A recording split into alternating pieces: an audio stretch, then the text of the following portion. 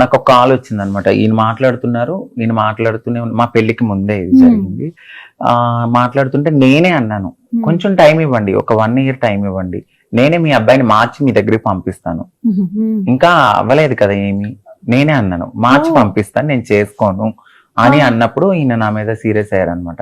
నేను నా ఫ్యామిలీని నేను మార్చి నేను నిన్ను పెళ్లి చేసుకోవాలని చూస్తే నువ్వు వాళ్ళకెందుకు హోపిస్తున్నావు అంటే, తెలుసు నాకు ఈ సిచ్యువేషన్స్ జరుగుతాయి, నేను చూశాను.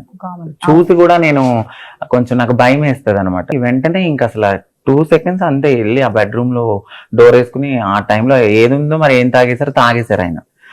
అప్పుడు నా పక్కన కమ్యూనిటీ ఫ్రెండ్స్ ఒకే ఫ్లాట్ లో, నేను 4th floor లో ఉంటా, 5th నుంచి వాళ్ళు వచ్చి బదులు కొట్టి ఆయనకి చెప్పి అంతా చేసి, అప్పుడు వాళ్ళ ఫ్యామిలీ తిని చాలా సీరియస్ గా తీసుకున్నాడు.